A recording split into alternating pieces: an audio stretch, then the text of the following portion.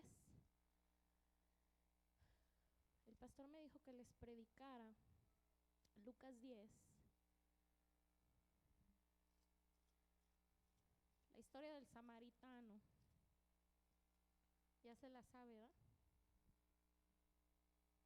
Ya se la sabe. Amén. Hay que escudriñarla. Amén. Si me ayuda, la escudriñamos en esta noche. Y una bendición de parte de los cielos. Y nos viene el rema aquí. Palabra de Dios. Amén. Bueno, vamos a leerla ahí. Del verso 25 al 37 dice ahí: en el nombre del Padre, Hijo y Espíritu Santo, dice: y he aquí un intérprete de la ley se levantó y dijo, para probarle: Maestro, ¿haciendo qué cosa heredaré la vida eterna? Él le dijo: ¿qué está escrito en la ley? ¿Cómo lees? Aquel respondiendo dijo: amarás al Señor tu Dios con todo tu corazón, y con toda tu alma, y con todas tus fuerzas, y con toda tu mente, y a tu prójimo como a ti mismo. Y le dijo: bien has respondido, haz esto y vivirás. Pero él, queriéndose justificar a sí mismo, dijo a Jesús: ¿y quién es mi prójimo? Respondiendo Jesús dijo: un hombre descendía de Jerusalén a Jericó y cayó en manos de los ladrones, los cuales le despojaron e hiriéndole se fueron, dejándolo medio muerto. Aconteció que descendió un sacerdote por aquel camino y viéndole pasó de largo. Asimismo un levita, llegando cerca de aquel lugar y viéndole pasó de largo. Pero un samaritano que iba de camino vino cerca de él y viéndole fue movido a misericordia. Y acercándose vendó sus heridas, echándoles aceite y vino, y poniéndole en su cabalgadura, lo llevó al mesón y cuidó de él. Otro día, al partir, sacó 2 denarios y los dio al mesonero y le dijo: cuídamelo, y todo lo que gastes de más, yo te lo pagaré cuando regrese. ¿Quién pues de estos 3 te parece que fue el prójimo del que cayó en manos de los ladrones? Y él dijo: el que usó de misericordia con él. Entonces Jesús le dijo: ve y haz tú lo mismo. Aleluya. Amén. Siéntese, hermano. Se supone que los jueves es un estudio bíblico, ¿eh? La mayoría de las iglesias es estudio bíblico, pero a veces se convierte en evangelismo del domingo y no estudiamos la palabra y no la escudriñamos.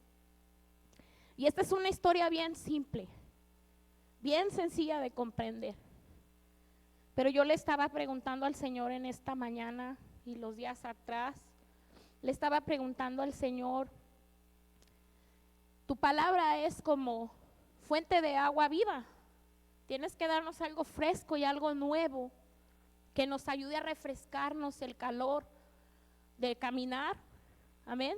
Porque la fe es como caminar y hay momentos donde usted y yo podemos estar cansados de caminar. Amén. Y entonces yo le estaba preguntando al Señor, y antes de escudriñarle, el Señor me estaba dando una palabra muy hermosa. Está en el Salmo 89 y quiero llevarte ahí. Yo la estaba compartiendo con los jóvenes, con las jóvenes, porque estábamos buscando que íbamos a predicar que íbamos a compartir en la radio allá. Y estamos en un acuerdo de hacer nuestros devocionales y nuestro caminar con el Señor.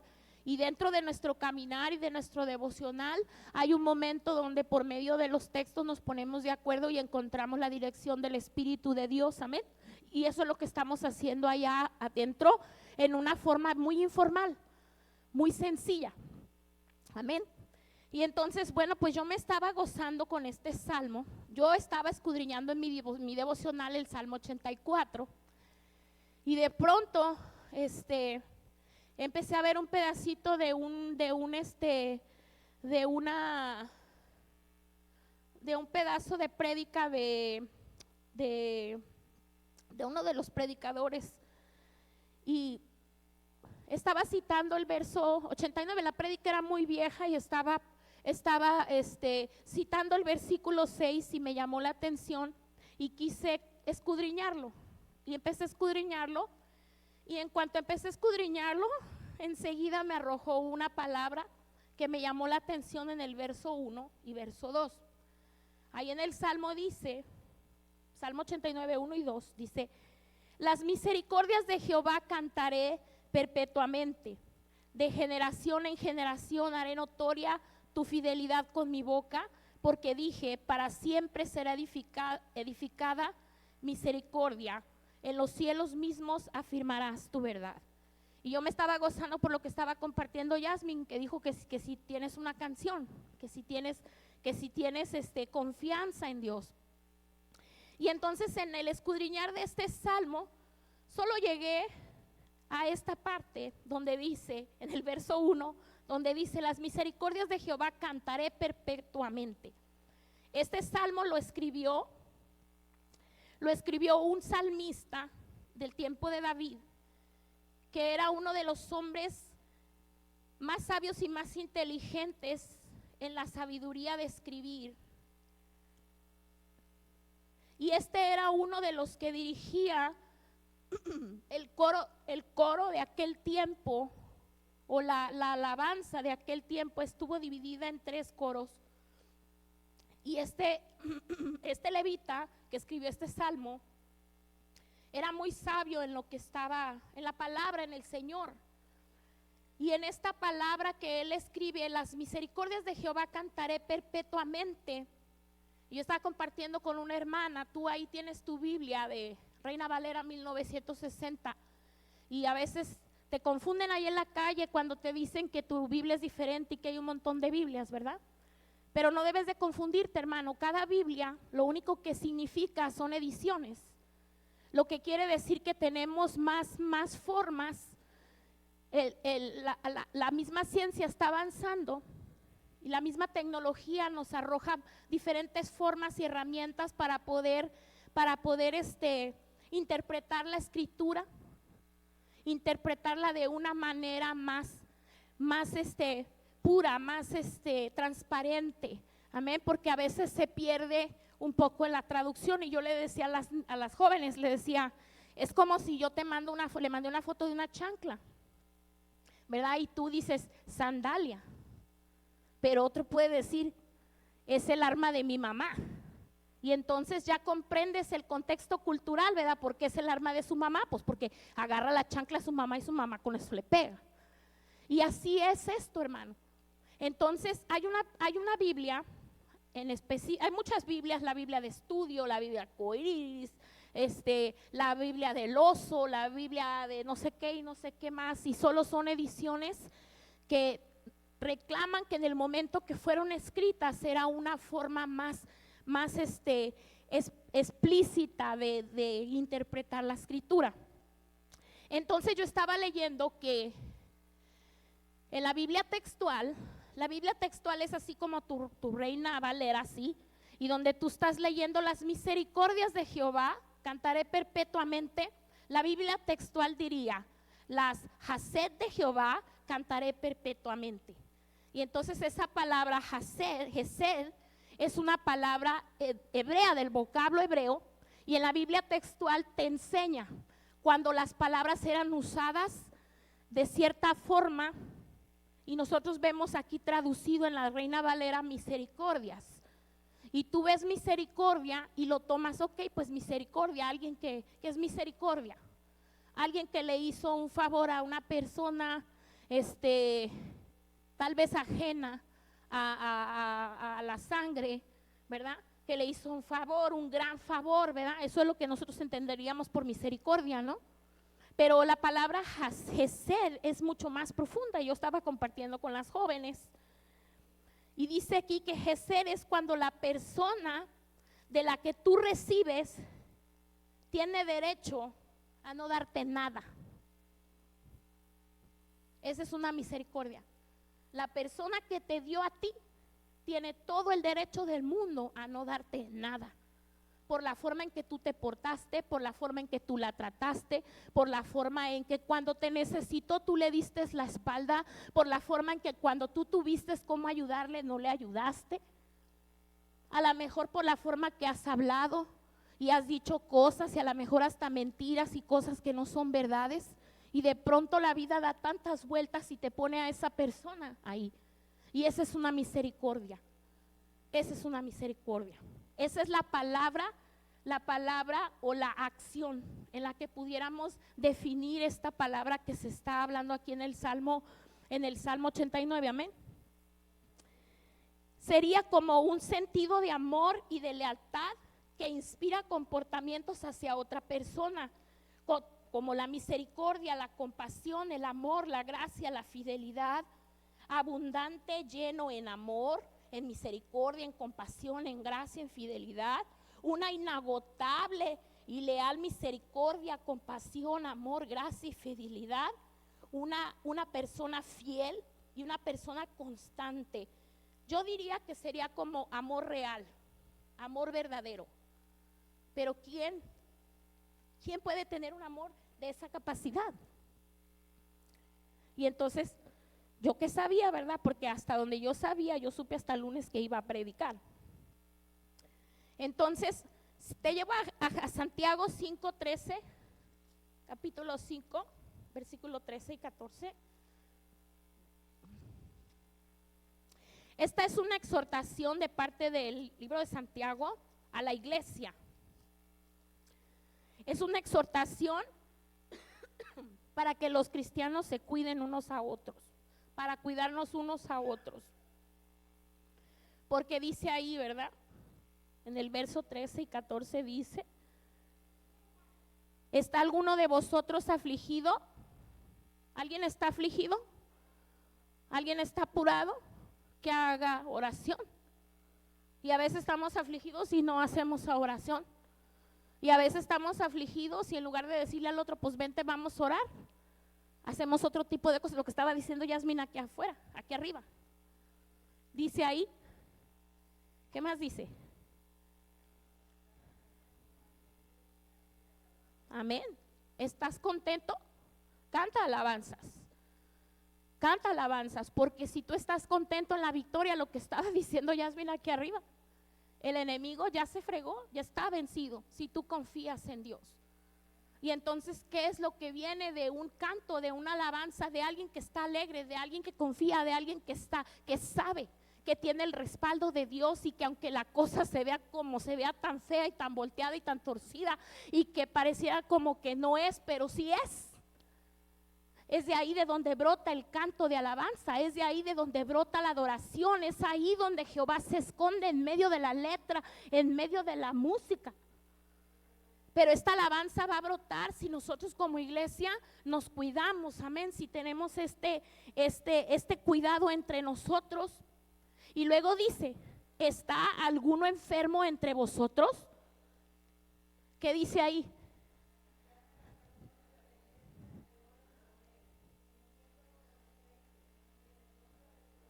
Amén. Y a veces estamos enfermos y no llamamos ni a los ancianos, porque la primera pregunta sería, ¿quiénes son los ancianos dentro de la iglesia? Y entonces esa es la forma en que la iglesia debe de cuidarse. Esa es la forma en que la iglesia, aleluya, va a ser bendecida. Porque luego dice ahí el 15, mire lo que dice, a mí se hizo tan poderoso, esto lo compartió el pastor hace unas semanas atrás, unos meses, dice, y la oración de fe salvará al enfermo, y el Señor lo levantará, y si hubiere cometido pecado, le será perdonado. ¿Cuál es la oración de fe? La salvación. Amén. Entonces cuando los ancianos van, no necesariamente vamos orando para que le quite la enfermedad. Y esto se ha malinterpretado y se ha malentendido. Dice que vengan los ancianos para que se levante la oración de fe, para preguntarle al Señor qué quiere el Señor, qué busca el Señor, cuál es el propósito de esta enfermedad. Porque dice ahí, que dice que si hubiere cometido pecado, le será perdonado. quiere decir que muchas veces la enfermedad dentro de usted y de mí no es más que el resultado de su pecado. Y usted sánele el pecado, sánele, y la enfermedad no se le va a quitar. Porque lo que está buscando Dios es que por medio del quebranto y del dolor de la carne, la persona venga a un arrepentimiento genuino y verdadero y venga a tener una experiencia de misericordia con Dios. Y nosotros muchas veces tomamos las cosas muy ligeramente.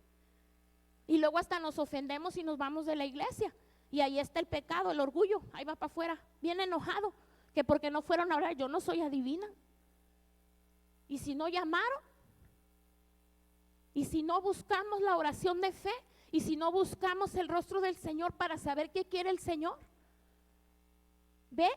Entonces esta es una exhortación para cuidarnos como iglesia, amén, para que el amor real, para que el pacto de amor pueda venir sobre la casa. Y entonces este era mi devocional y yo me estaba gozando. Esta palabra Gesed está en la Biblia más de 245 veces en el Antiguo Testamento y más de 150 veces en los Salmos. Todas las veces que tú ves misericordia, te estoy hablando de un amor real. Te estoy amando de un amor fiel, de un amor verdadero, de un amor que está lleno y que abunda de misericordia, de compasión, de amor, de gracia, de fidelidad, de lealtad. Es fiel, es constante y no se termina, no se agota. Y ese es el amor de Dios. Ese es el amor de Dios. Y entonces yo estaba así como que, ok, yo creía que esta era la palabra que íbamos a compartir con las jóvenes allá, pero no sabía yo en qué forma tenía contacto con Lucas 10. Y entonces yo quiero compartirte en esta noche el estudio y lo vamos a separar en partes. Amén. Primero vamos a mirar ahí en el verso 25 y 29, vamos a ver al intérprete de la ley. ¿Cuántos aquí interpretan la ley? En este mismo instante usted y yo estamos interpretando la palabra. Estamos interpretando el capítulo 89 del libro de los Salmos. Y esta persona, intérprete de la ley, se le acerca al Señor y le pregunta, le hace preguntas, dice que probándole, pero yo estaba leyendo ahí que la palabra que utilizan ahí para definir probar, no necesariamente es una palabra como para ponerle una trampa al Señor, que puede ser usada en un contexto donde la persona genuinamente está interesada en saber, está interesada en avanzar. A lo mejor en medio de la sinagoga se interpretaba la ley de una forma y de otra manera, y quizás esta persona estaba viendo algo que no podía comprender, y ese era el momento preciso para hacer la pregunta. Y entonces en lo que yo estaba escudriñando ahí, encontré que el intérprete de la ley tuvo 3 errores. El primero fue en pensar que había cumplido el primer mandamiento. Cuando usted y yo pensamos que amamos a Dios, eso es erróneo, eso es mentira. Porque el primer mandamiento se cumple en amar a Dios con todo tu corazón, con toda tu alma y con todas tus fuerzas y con toda tu mente. Pero es bien fácil que usted y yo nos distraigamos y no lo amemos con la mente. Es muy fácil que usted y yo nos distraigamos y no le amemos con todas nuestras fuerzas. Por ende ya estamos mintiendo cuando estamos diciendo que sí lo amamos, que no hay error, porque eso no es verdad, fallamos. El segundo error que había ahí era él pensaba que podía cumplir el mandamiento de amar a Dios y posiblemente, o sea, él estaba seguro de que amaba a Dios con toda su mente, con todo su ser, pero que a lo mejor no estaba amando a su prójimo, que no estaba cumpliendo. Y te voy a decir, Jesucristo dijo que el primer mandamiento es amar al Señor con toda tu mente, con todo corazón y con todo tu ser. Ese es el primer mandamiento. Y el segundo, amarás a tu prójimo como a ti mismo, dice la palabra del Señor. Y ahí tiene cumplimiento los dos. Y entonces yo he estado experimentando que cuando Dios te ama a ti, cuando tú sientes el amor de Dios en tu persona, tú vas a aprender a amar realmente, no falsamente, no tóxicamente, no emocionalmente. Porque ponte a pensar por un momento cuando tú le has fallado a Dios, cuando yo le he fallado a Dios, cuando no he amado a Dios con toda mi mente, con todo mi ser y con todas mis fuerzas. El amor de Dios es inagotable. Pero si el amor de Dios fuera sensible, ya me hubiera terminado. Porque le dejé de amar por un momento, por un instante. Pero el amor de Dios es inagotable. Y cuando tú y yo hemos recibido verdaderamente el amor de Dios, cuando nos hemos dejado amar por Dios verdaderamente, hermano, dentro de ti y dentro de mí empieza a nacer el amor real, el amor verdadero para amar al otro. Aun cuando te cae gordo, aun cuando puede agarrar el cuchillo y lastimarte a ti, aun cuando esté haciendo cosas y le estés dice y no entiende. El amor de Dios es inagotable. Y cuando nosotros dejamos que Dios nos ame, cuando venimos a ese encuentro con Dios y somos amados por el Señor y dejamos que el Señor, hermano, nos limpie, disculpe la palabra, del estiércol, porque el domingo el pastor estaba hablando de eso. Pero cuando el amor de Dios verdaderamente te ha levantado del estiércol y te ha limpiado, tú puedes tener ese tipo de amor para la otra persona. Amén. Y entonces, este era el error del hombre de la ley, creer que podía amar a Dios sin hacer la otra cosa. No se puede. Porque el amor con el que Dios te abraza y te levanta y te limpia y te saca de donde tú estás es tan fuerte. Es tan fuerte dentro de ti y de mí. Por eso ha escuchado la expresión: yo no puedo experimentar a Dios por ti. Tú tienes que experimentar a Dios por ti mismo. Y cuando tú has experimentado a Dios por ti mismo, se te nota, se siente, se sabe.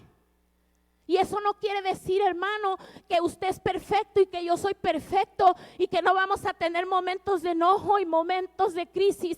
Eso no quiere decir absolutamente nada de eso, porque no estoy hablando de tu amor ni de mi amor. Estoy hablando del amor de Dios, que es fiel y que es inefable y no se quebranta y no deja de ser. Ese es el amor de Dios. Amén. Entonces, el tercer error de este hombre de la ley fue la manera en que él quería definir estrictamente la palabra prójimo. ¿Quién es tu prójimo? Porque usted y yo podemos pensar que nuestro prójimo es todos los que están allá afuera en el puente. Pudiéramos pensar así. Y mucha gente piensa así y va y les lleva de comer. Y va y les alimenta el vicio. Ese es nuestro asunto, ¿verdad? Pero muchas veces en nuestro amor sensible, en nuestro amor tóxico, en nuestro amor para que vean que yo sí soy, yo sí amo a mi prójimo, en lugar de estarle haciendo un bien, le estás haciendo un mal. Porque tú le estás dando para su vicio. ¿Cuándo va a tocar fondo? ¿Cuándo se va a dar cuenta? Y no estoy juzgando, simplemente estoy poniendo, por ejemplo, lo que este hombre estaba diciendo, que fue la manera en que él quiso definir estrictamente la palabra prójimo. Pero tu primer prójimo que tú tienes es tu marido, tu mujer. Si tú no amas a tu mujer como a ti mismo, si tú no amas a tu esposo como a ti misma, como dije yo, pobre iglesia. Pobre iglesia. ¿Por qué? Porque el Señor manda que la mujer se sujete al hombre como a Jesucristo. Pero Jesucristo no nos trae a chicotazos, Jesucristo no nos trae ofensas, Jesucristo no nos obliga. Su yugo es ligero, es fácil. Es fácil. Ahora, el Señor amó a la iglesia como a su esposa. Y así debe el siervo de Dios, el levita de Dios, debe amar a la iglesia como ama a su esposa. Entonces, si la iglesia está carente de cosas, de tiempo, de calidad, es para pensarlo. Gracias, hermano. Entonces, el intérprete de la ley tenía 3 errores. Y esta no es mi opinión. Lo puede buscar en el contexto bíblico y ahí lo encuentra. Así, palabra, no es personal. Ahí está. Amén. Y entonces vamos a ver la segunda parte, el camino. Lo que estoy haciendo es que estoy desbaratando lo que estamos leyendo para que cuando tú hagas tu lectura, cuando tú estés en tu devocional, sepas para dónde ir. Porque si no, a lo mejor ya estás como los niños de allá, ya se enfadaron, ya se saben la historia una y otra vez y ya cámbiele, por favor. Y por eso a veces no sabemos leer y no queremos leer. Amén. Entonces, el camino. ¿Qué dice la palabra del camino?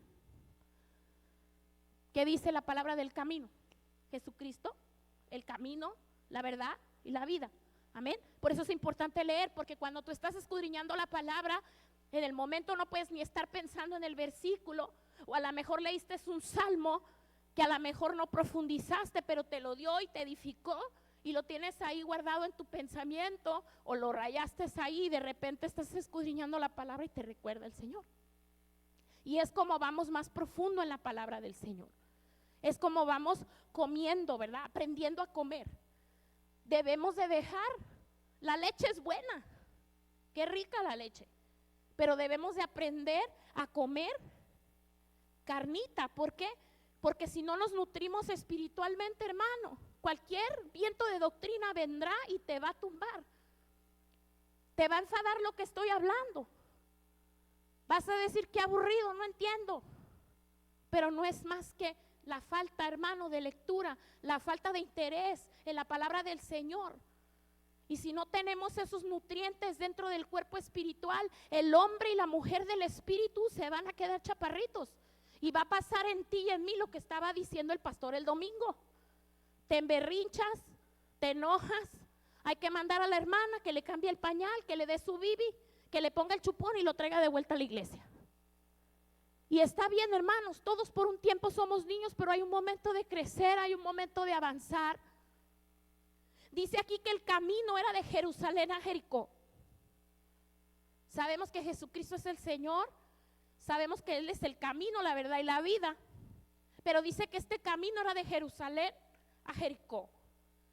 Y si tú te acuerdas de todo lo que se ha predicado de Jerusalén y de todo lo que se ha predicado de Jericó, pues era como un camino de salvación, porque Jerusalén es la ciudad prometida, pero Jericó era la ciudad murallada, era la ciudad por la que no se podía pasar, es la ciudad que no se tomó a la fuerza, es la ciudad que tomó el Señor.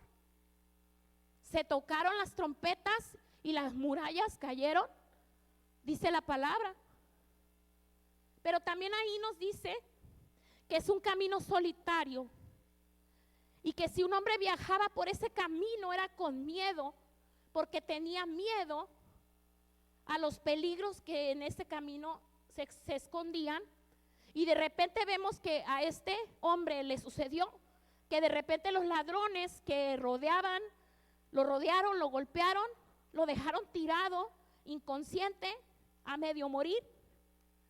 Lo dejaron sin esperanzas, le quitaron todo y lo dejaron tirado. Y su vida estaba pendiendo de un hilo, porque si alguien no pasa, ahí se pudo haber muerto. Pero sí hubo quien pasó. Dice el verso 31 que el primero que pasó fue el sacerdote.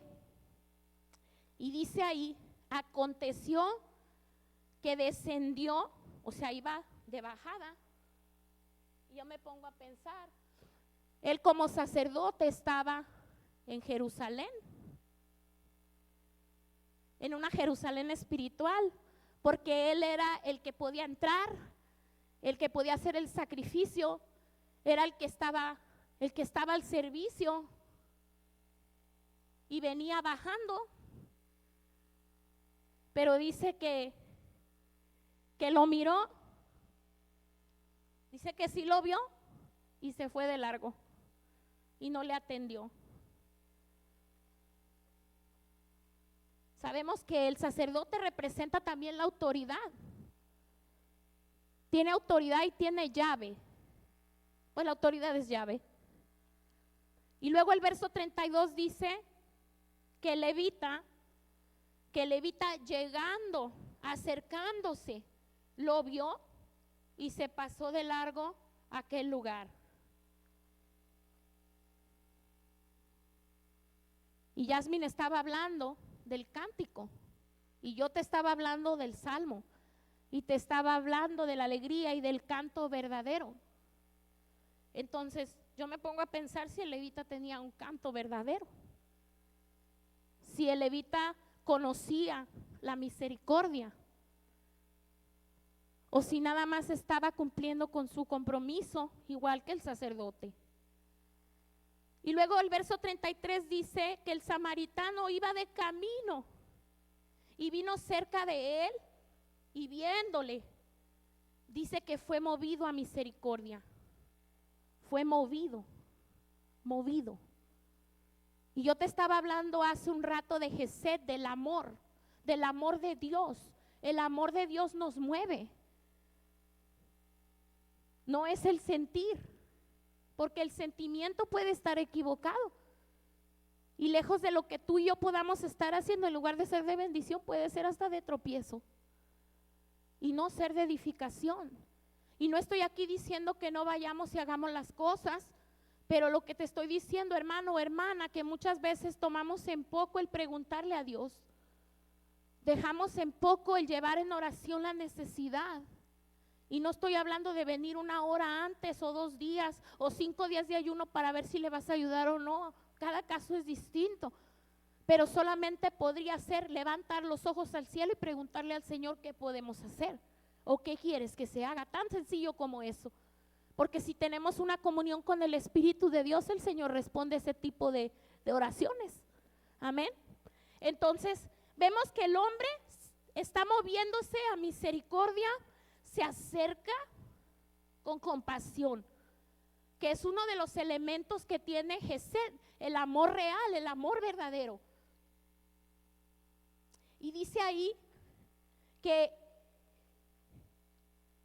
él traía aceite, traía vino y traía un vendaje. Dice que le curó las heridas, lo vendó y le vació el aceite y le vació el vino sobre la herida, lo subió al burro, lo llevó al mesón y pagó la estancia y el cuidado de él en ese lugar. Eso es lo que hizo el samaritano. Pero ahora, como este es el personaje que hizo toda la obra, vamos a escudriñarlo un poquito más a él. Dice que él tenía vendas, ¿verdad? Y nosotros podemos ir, ¿cómo podemos escudriñar? Bueno, no estamos adivinando, podemos ir a la Biblia y podemos buscar todos los versículos bíblicos que hablen de las vendas y ver qué dice cada uno de esos versículos. Y el Espíritu de Dios nos dirige. ¿Para qué sirven las vendas? Existen las vendas que las que tenía Lázaro. Pero en ese capítulo el Señor dijo, quítenle las vendas. O sea que hay momentos de poner vendas y de quitar vendas. Amén. Y luego dice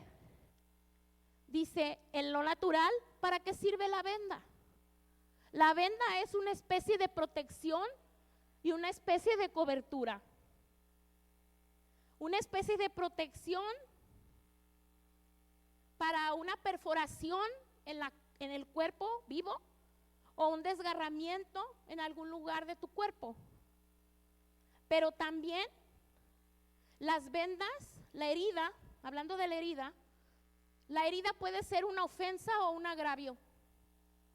Hablamos de las emociones, hablamos del alma. Primero estamos hablando del cuerpo y luego estamos hablando del alma.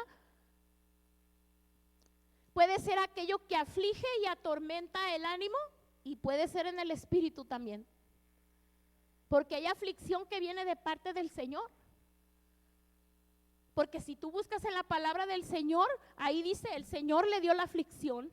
El Señor permitió que pasara por tremenda aflicción porque estaba quebrantando el vaso, porque estaba llevando ese vaso a un quebranto emocional y a un quebranto físico, porque el Espíritu de Dios iba a depositar una palabra de vida y no puede estorbar la carne y no puede estorbar la emoción. Y cuando la palabra dice que la espada es de dos filos y que entra y traspasa, es exactamente lo que está haciendo y duele mucho. Y yo sé que aquí ya lo han pasado, que no estoy hablando que no han sentido y que no han vivido, sí, hermanos. Ese es el proceso. Entonces, hay momentos en los que dice la palabra también, el que mandó a hacer la herida, también tiene el poder para sanarla. Así dice la escritura, amén. Entonces, hay momento de poner vendas y de quitar vendas, hermanos. Amén. Entonces, aquí me da referencia y me hace recordar que la protección y la cobertura está bien enfatizada en el Salmo 91, que habla de la obediencia y la cobertura de Dios. Cuando nosotros estamos buscando la obediencia de Dios, viene una cobertura. Amén. Viene un momento en tu vida donde te van a poner las vendas, porque estás cubierto por la sombra del Señor, porque estás en la obediencia del Señor, porque si estabas buscando el caminar del Señor y de pronto sucedieron cosas, el mismo Señor te va a vendar, el mismo Señor va a venir y te va a curar, el mismo Señor va a venir y va a ordenar que se te quite la venda o que se te ponga la venda. Pero algo más, hermano, para que el Espíritu de Dios haga eso en la tierra entre usted y yo, debe de haber un samaritano.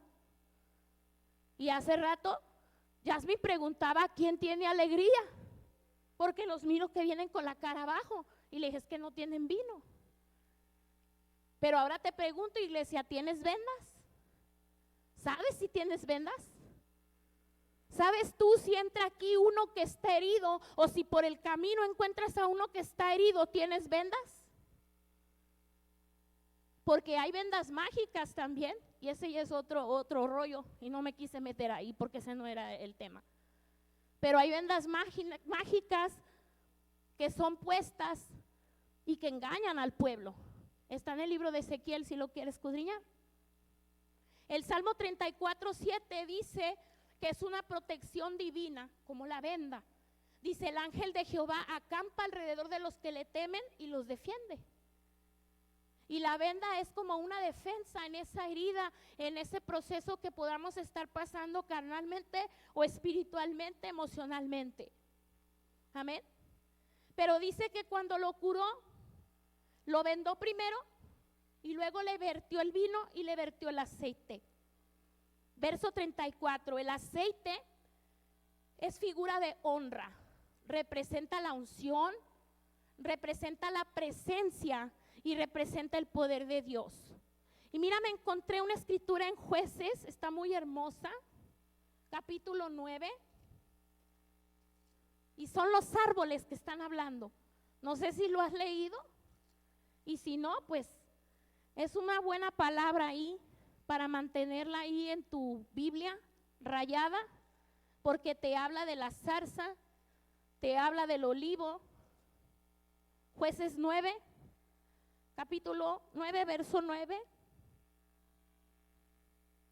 del 8 al 10, nomás voy a leer porque son los únicos que, más bien el 9, nomás el que necesito, pero dice, fueron una vez los árboles a elegir rey sobre sí, y dijeron al olivo, reina sobre nosotros. Mas el olivo le respondió, he de dejar mi aceite con el cual es en mí se honra a Dios y a los hombres, para ir a ser grande sobre los árboles. Fíjese lo que dice, mi aceite con el cual en mí se honra a Dios y a los hombres, para ir a ser grande sobre los árboles. Y dijeron los árboles a la higuera, anda tú, reina sobre nosotros. Y respondió la higuera, he de dejar mi dulzura y mi buen fruto para ir a ser grande sobre los árboles. Dijeron luego los árboles a la vid, pues ve tú, reina, sobre los árboles. Y la vid le respondió: ¿he de dejar mi mosto que alegra a Dios y a los hombres para ir a ser grande sobre los árboles? Dijeron entonces todos los árboles a la zarza: anda tú, reina sobre nosotros. Y la zarza respondió a los árboles: si en verdad me elegís por rey sobre vosotros, venid, abrigaos bajo de mi sombra, si no, salga fuego de la zarza y devore a los cedros del Líbano. El aceite es una figura de honra y representa la unción, la presencia, el poder de Dios. Y si lees ahí en 1 de Samuel 2:30, cuando Saúl ya había hecho de las suyas, ahí habla que dice, vamos ahí a 1 de Samuel, porque es Dios hablándole a Saúl. 1 de Samuel 2:30, está hablándole a un rey que ha sido ungido, y aunque el aceite ha sido vertido, porque a veces nos creemos de la unción, pues tengo la unción, pues aquí la palabra dice que aquí el Señor quitó la unción, amén. Mire lo que dice ahí en el capítulo 2, versículo 30. El Señor le dice a Saúl: por tanto, Jehová, el Dios de Israel, te dice: yo había dicho que tu casa y la casa de tu padre andarían delante de mí perpetuamente, mas ahora ha dicho Jehová: nunca yo tal cosa, tal haga, porque yo honraré a los que me honran, y los que me desprecian serán tenidos en poco. Él estaba ungido como rey, pero el Señor se lo quitó. Entonces podemos decir, sí podemos decir, ¿verdad? El aceite es figura de honra, representa la unción, representa la presencia, el poder de Dios, la honra sobre Dios y la honra sobre un hombre. Eso es lo que representa el aceite. Entonces vamos a la historia, porque el samaritano traía consigo el aceite. Pero si tú conoces la historia de los samaritanos, y te acuerdas de la samaritana que estaba en el pozo y cómo estaba ella. Ella estaba agresiva, ella estaba enojada, estaba como queriéndose pelear con Jesús, como: ¿a qué vienes? ¿Qué quieres? Tú dices una cosa, ella estaba buscando así como era de poca chispa. Y entonces el Señor, con misericordia, con Gesed, empieza a hablar, empieza a vendarla, empieza a derramarle el vino, empieza a derramarle el aceite de la unción, empieza a revelársele a ella, empieza a hablarle de dónde estaba ella, de su estiércol donde ella estaba metida, la está limpiando, le está dando, y entonces ella revienta en un regocijo, y ella va y proclama la verdad de Dios, y Samaria alcanza la salvación. Y ahora vemos a este samaritano que tiene aceite, que tiene venda, pero que también tiene vino. El aceite y el vino, hermanos, es un remedio antiguo que se usaba para limpiar la herida y calmar el dolor. El vino representa abundante bendición, alegría, ofrenda y prosperidad en el Antiguo Testamento. En el Nuevo Testamento representa alegría, representa celebración. Especialmente en la última cena representa la sangre de Cristo, un nuevo pacto. El símbolo espiritual del vino representa esto, hermano, que una uva cuando está en la vid está viva, pero una vez que es arrancada, una vez que es pisoteada, se le saca todo el vino que tiene, todo el jugo, pero vuelve a tener la vida de una uva, pero ahora ha sido transformada.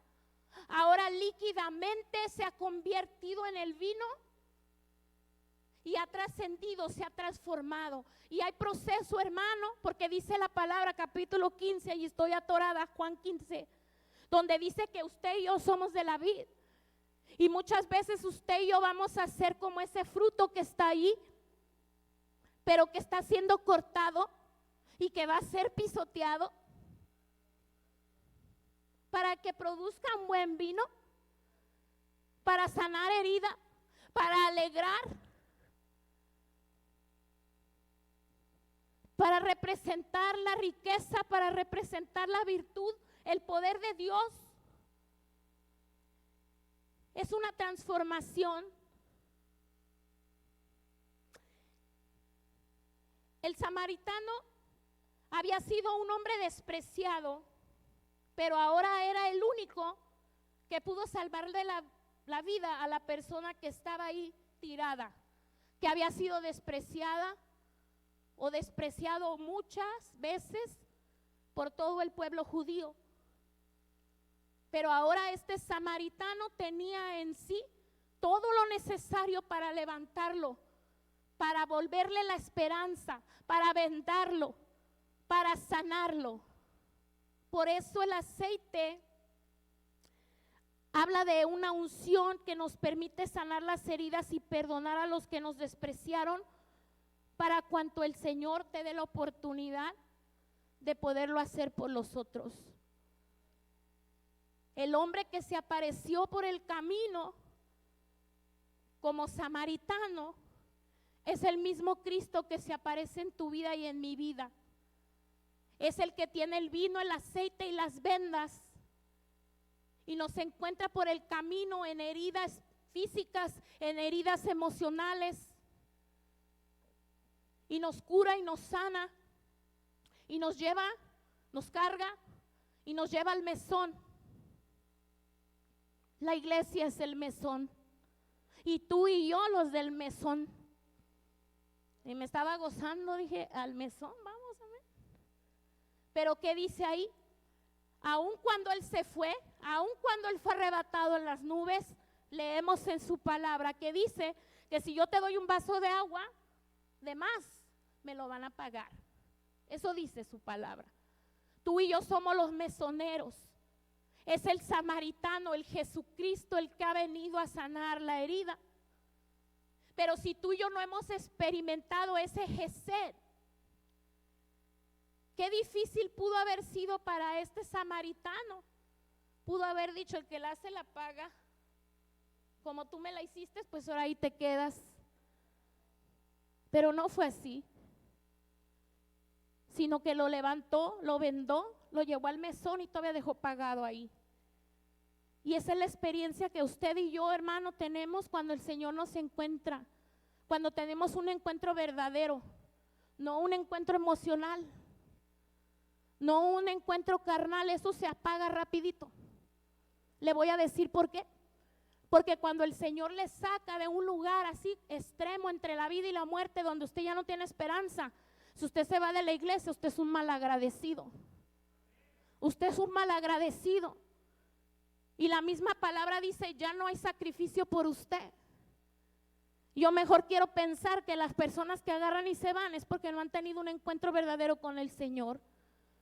Porque si tuvieran un encuentro verdadero con el Señor, estuvieran dispuestos a sufrir el agravio, el desprecio, la escupida. Y entonces, ¿qué va a pasar, hermano? Vamos a sufrir la escupida, vamos a sufrir todo eso, sí, hermano. Sí nos va a pasar. Pero sabe, hermano, que mientras te está pasando eso, el Señor está provocando en ti el vino, el Señor está provocando en ti la unción, el Señor está provocando en ti las vendas. ¿Para qué, hermano? Para que cuando venga aquel que está herido, cuando encuentres a aquel que está herido en el camino, sí sea, hermano, genuino y verdadero lo que estamos haciendo y no fingido, hermano. Y eso es llevar a una persona a los pies a Cristo, y cuesta mucho trabajo, y el demonio se levanta y el infierno también, y tú y yo estamos en la lista negra de Satanás, y trabaja el infierno para hacernos caer, y trabaja el infierno para hacernos ver mal, y trabaja el infierno para destruir, aleluya, para que tú y yo nos retractemos, para que tú y yo digamos que no le vamos a servir. Pero dijo Yasmin, si de verdad estás confiado, si de verdad conoces al que te rescató, al que te sacó de ahí, no te vas a ir. No te vas a ir tan fácil. Entonces, queda una pregunta más. ¿Quién es el prójimo? Dice ahí, terminando la escritura. ¿Y quién es tu prójimo? Y esto lo vi en una caricatura, porque como el celular todo oye. ¿Quién es tu prójimo? ¿El vecino que te tira la basura en la yarda y la limpias y dices, ay, este vecinito, pero un día estás enojado y se la avientas? ¿Es ese tu prójimo? ¿O es tu prójimo la vecina esa a la que le gusta oír los chismes? ¿O quién es tu prójimo? Esa persona que te gustaría que no viviera en la cuadra, que no viviera en la calle, o esa persona que no te gustaría que viniera a vivir al lado de tu casa. Y está tremendo lo que te estoy diciendo.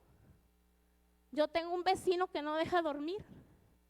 Y tú dijeras, bueno, hermano, se entiende, es parranda fin de semana, uno agarra la onda. Pero martes, miércoles, cuando la gente está durmiendo, mi vecino de enfrente, su esposa está enferma, y suena el tamborazo ahí. Y tú dices, ay, mi prójimo.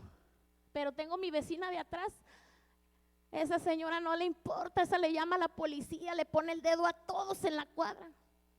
Y ella se encarga. No hay necesidad de ensuciarnos, no hay necesidad de decir, pero ya pensamos. ¿Quién es tu prójimo? Ahora, ¿quién es el samaritano? Dice ahí que el samaritano usó de la misericordia con el que estaba tirado. Y entonces Jesús les dice, vayan y hagan lo mismo. El samaritano es Jesucristo. El prójimo eres tú. Y es lo que te estaba diciendo al principio. Cuando tú vienes al Señor y te dejas amar por Dios, Dios te va a enseñar a que te ames. Y no estoy hablando de un amor egocéntrico, no estoy hablando de un amor orgulloso. Estoy hablando de un amor de respeto, porque Dios te respeta o no te respeta, hermana. Entonces, ¿por qué te falta el respeto a tu esposo? ¿O por qué le faltas tú al respeto a tu esposo? Todo tiene límites, todo tiene límites. El mismo Dios los puso. Y cuando Dios puso los límites, ¿qué pasó? El diablo se enojó. Y Dios te enseña. La culpa no es de tu esposo, es tuya y mía. Por dejar que nos falten al respeto o por faltarle al respeto. La confianza y la desconfianza, todas esas cosas, Dios las va a tratar conmigo, las va a tratar contigo cuando Dios te está amando. Tú dices, ay, qué vieja tan desconfiada, ay, qué viejo tan desconfiado. Pero cuando Dios te ama, Dios te está confiando la palabra. Dios te está confiando la palabra, y no solo te la confía, porque dice la palabra que sus palabras son como joyas. Y te da una preciosa joya y te hace que la lleves. Y Dios te empieza a enseñar que aunque tu esposo te tenga desconfianza, Dios te tiene confianza. Y es como empieza uno como mujer y como hombre también a valorarse y a tener un amor sano por uno mismo para poder amar a Dios de la mejor manera posible, hasta donde tus fuerzas te den, y donde a ti te falten, ahí es donde Dios levanta, porque el amor es perfecto en Dios, no de nosotros. Y es la única forma que vamos a poder amar, que vamos a poder vendar. Y yo estaba oyendo un testimonio, y con esto termino. Estaba escuchando un testimonio de un pastor que se dirigió a una cárcel a evangelizar. Y estaba evangelizando dentro de la cárcel. Y resulta que el narcotraficante era el pastor, se convirtió en el pastor. Y el levita, el violador, se volvió levita. Y el ujier era ladrón. Ahora te pregunto, ¿tú qué pensarías? Que no tiene lógica y que no tiene razón de ser. Pero esa es la misericordia de Dios. Y muchos en la iglesia se van a sentir incómodos. ¿Cómo que el pastor era narco? ¿Cómo que el levita era violador? Pero Dios es un Dios de segundas oportunidades, hermano o hermana. Y si Dios te ha dado una segunda oportunidad, esa es la venda, ese es el vino y ese es el aceite con el que tú y yo hemos sido vendados, porque Jesucristo es el perfecto samaritano. Y es en la forma que tú y yo vamos a vendar. Y no esperes multitud, porque yo no vi que eran muchos los que se aventaron, ni muchos los que estaban heridos ahí. Uno a uno. Pero el vendaje es verdadero, porque no es tuyo ni es mío, es del Señor. Amén. Y entonces yo quisiera esta noche invitarte al altar. Te dije que era un estudio bíblico. Para mí esta noche la palabra era Gesed. Gesed.